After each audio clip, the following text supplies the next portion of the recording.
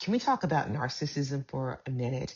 The word narcissist and narcissism gets used very loosely these days, and it's starting to lose its actual meaning. And I get it. When someone's hurting you, you want a word for it, but calling everyone who disappoints you a narcissist doesn't help. And it muddies the water for people who are actually in those kinds of relationships. So let's talk about what I mean when I use the word narcissism. It's a pattern in how someone relates to other people over time.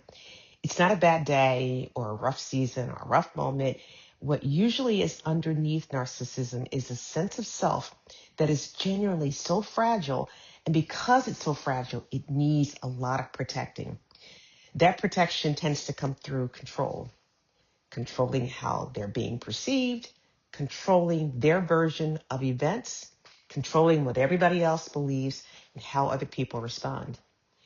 In practice, that might look like someone who loves to be admired, gets destabilized by even gentle feedback, or someone who has to come out on top of every disagreement.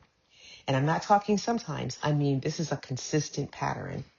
Or it could be someone who, when you're hurting, finds a way to make the conversation about themselves every single time.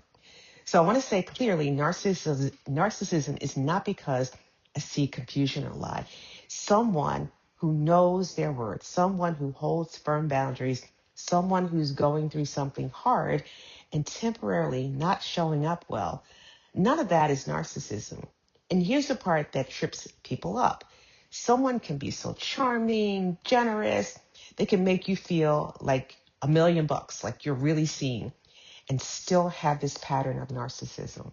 That combination is why it takes people so long to recognize it. It also doesn't look identical across genders. So in men, it tends to show up in ways that are a little easier to spot.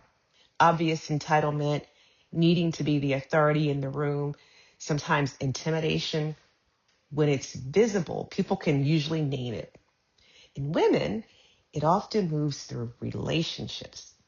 It might look like guilt or withdrawal or positioning herself as the one who's been wronged, the victim, while somehow still managing everything around her.